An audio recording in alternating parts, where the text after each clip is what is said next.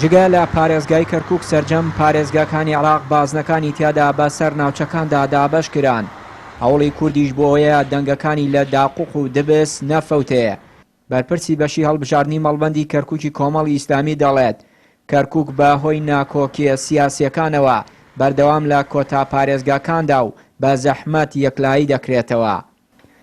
ئەوەی جێداخە ینی هەمیشە کەرکووک بووەتە چەقی ململانیەکان بەڕاستی یانی تەسەورەکەی ئەوە ئەمە لە 2000 چەندەوە لە 2003 و 4ەوە بابڵێن لە 2005ەوە کەرکووک بێبەش کراوە لە هەموو هەڵبژاردنەکان.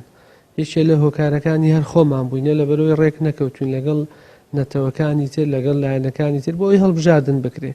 ئەوەی کە جێی داخە ئێستاش هەر پرۆسەیەک دێتە پێشەوە کەرکووکەکەوێتە ئاخر وێزگەوە کە حەل ناکرێ بۆ لە بەرەوەی ینی ململانەکان لێرە ململانی نەتەوەی نییە بەڕاستی. یعنی ئەوە دەرکەوت مەسەلەن لە نەتیجە سێرەکەی مەسەلەن ئەو دوو لایەنە سیاسیە هەوڵەدەن چێ مەسەلەن وجودی خۆی زۆرە لە ناوچەیەک ئەڵێ کاکە با ئەو ناوچەیە مەسەلەن بکرێ بە بازنەیەک ینی ئەمە بۆ خۆی شتێکی با بڵێن نەرێنیە ینی ئەکرێ مەسەلەن ئێمە ململانیەکانمان شەڕەکانمان شەڕی خەڵک بێ شەڕی خاک بێ شەڕی نەتەوە بێ. بە پێی زانیاریەکانی پەیام کورسیەکانی کەرکووک بە سەربازنەکاندا دابەش کراوە. 5 کورسی بە سەربازەی ئەم بەریچەمی خاسە کە گەڕەکەکانی شۆرجە و ئازادی و ڕەحیماوە و ئیسکان و گەڕەکە کوردیەکانی دیکە لە خۆ دەگرێت. 4 کورسی دیکە دابەش کراوە بە سەربازنەی ئەو بەریچەمی خاسەدا کە گەڕەکەکانی دۆمیز و ڕێگای بەغداد و عسکەری و گەڕەکە تێکەڵەکانی دیکە دەکات. 3 کورسیش دابەش کراوە بە سەربازنەی حەوی جەدا و سەرجەم ناحێ و گوندە عەرەب نشینەکان خراوەتە سەر ئەو 3 کورسیەی بازنەی حەویجە. چاودێرێکی سیاسیش بە پێویستی دەزانێت کورد هەوڵەکانی بخاتە گەڕ لە پێناو زامنکردنی یەکدەنگی و نەفەوتانی دەنگی کورد لە هەڵبژاردنەکانی داهاتوودا. ئەم یاسایە بۆ ناوچەیەکی وەکو کەرکووکش دەبێتە بابەتێکی هەستیار لەبەرەوەی هەرچێ پێکاتەکە لێرە منافەسەیەکی توند یەک دەکەن.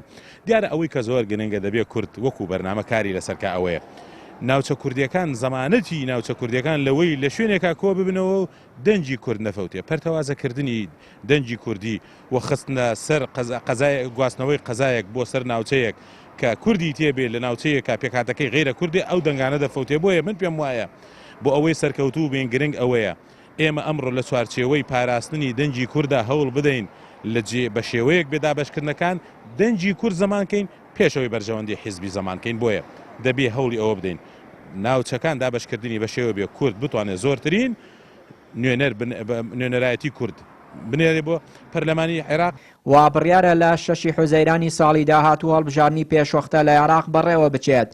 گەرچی ئاسەنگەکانی بەردەم پرۆسەکە زۆرن ناکۆکی زۆر لە نێوان پێکاتەکانی عێراق هەیە بەڵام مستەفا کازمی سەرۆکوەزیرانی عێراق سوورە لەسەر هەڵبژاردن لە کاتی خۆیدا وەکو یەکێک لە داواکاریە سەرێکەکانی خۆپیشاندەرانی عێراق. چیانووری کەناڵی ئاسمانی پەیام کەرکووک.